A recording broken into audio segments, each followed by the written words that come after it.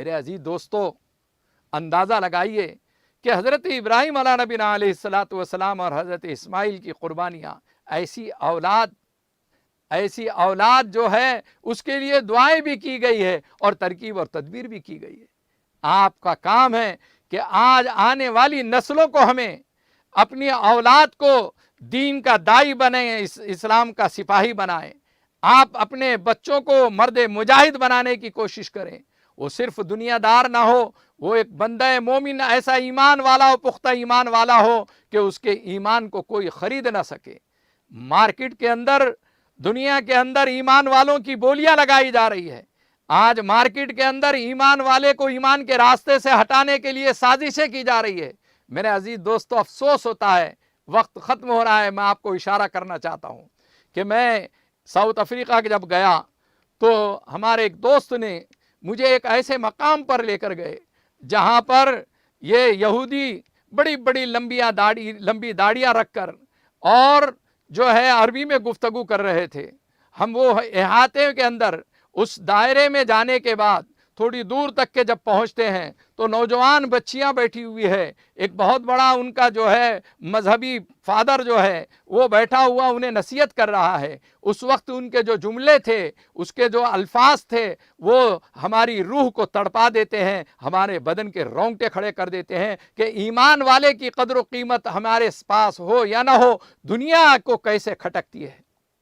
وہ فادر جو ہے، وہ یہودی عالم جو ہے، وہ نوجوان بچیوں کو کہہ رہا تھا، انگریزی میں وہ گفتگو کر رہا تھا۔ بعد میں ہمارے ساتھی میزبان نے مجھے سمجھایا کہ یہ کہہ رہا تھا، اس طریقے سے انہیں تیار کر رہا تھا، ٹریننگ دے رہا تھا۔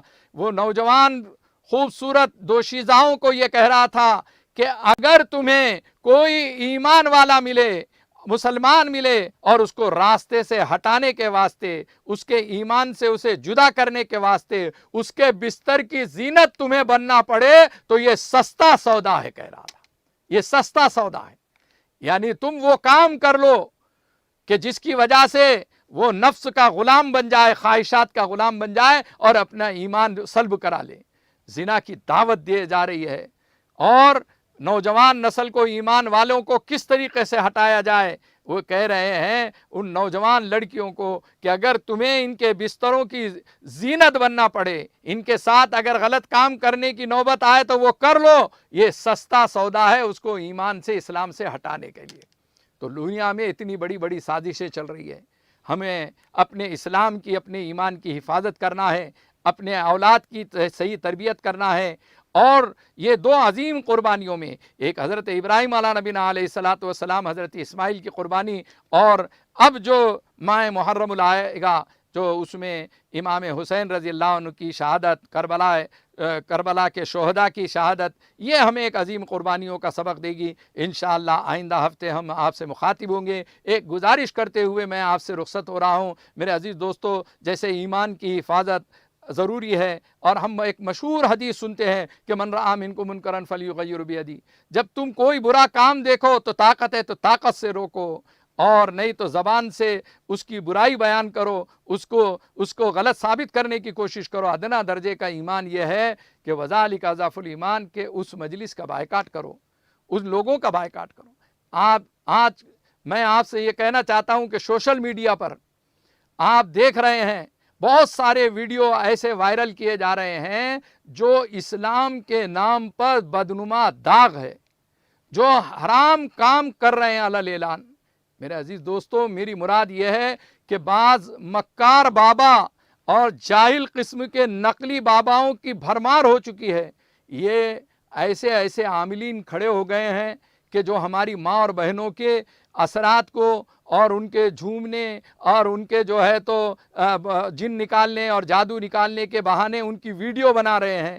وہ بال کھولی ہوئی ہماری ماں اور بہنیں آج بے عزتی کرا رہے ہیں، بے پردہ کرا رہے ہیں، اور انہیں اس طریقے سے نچاتے ہیں کہ روح کانپ جاتی ہے۔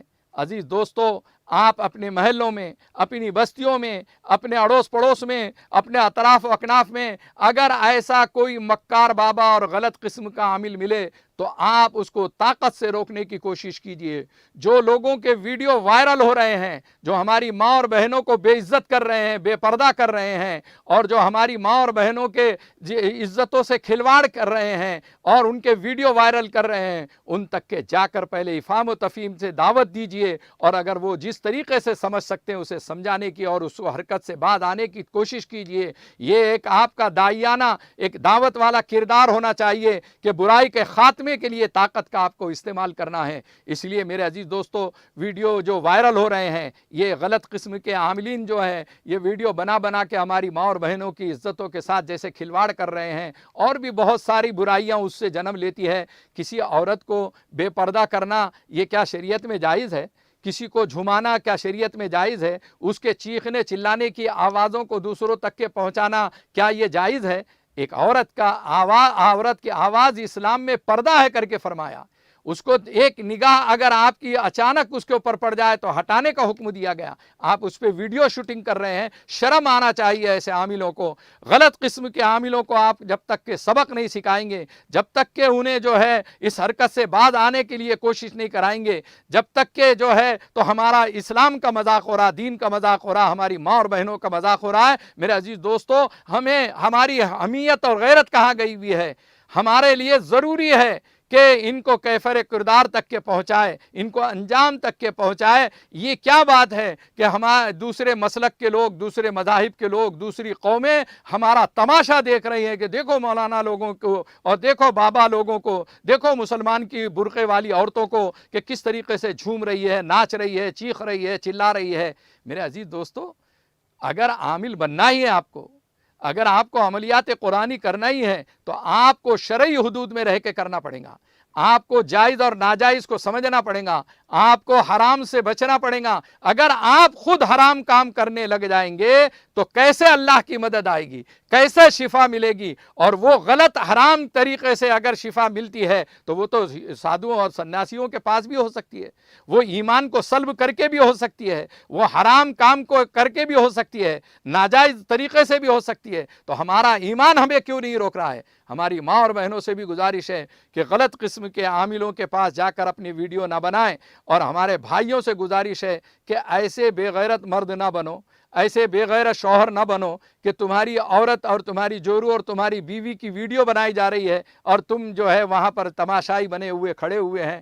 آپ کی داڑھی، ٹوپی، آپ کا ایمان، آپ کا اسلام آپ کو روک نہیں رہا، آپ روکنے کی کوشش نہیں کر رہے ہیں۔ یہ کیا مذاق ہے؟ کس طریقے کے تماشے ہو رہے ہیں؟ اس لیے میرے عزیز دوستو، سوشل میڈیا پر جتنے ویڈیو وائرل ہو رہے ہیں، بڑے بڑے بابا ہو، مکار بابا ہو، نقلی بابا ہو، جاہل بابا ہو، ان تک کے آپ کو پہنچنا ہے اور اس سارے نظام کو ختم کرنا ہے، تاکہ اسلام اور مسلمانوں کی حفاظت ہو اور ہمارے سلسلے میں جو بدنامی کا داغ ہے وہ دھویا جائے۔ اللہ جل شانہ مجھے آپ تمام کو عمل کی توفیق عطا فرمائے۔ وآخر دعوانا ان الحمد للہ رب العالمین۔ اللہم صلی علی سیدنا و نبینا مولانا محمد وعلی آل سیدنا و نبینا مولانا محمد وبارک وسلم۔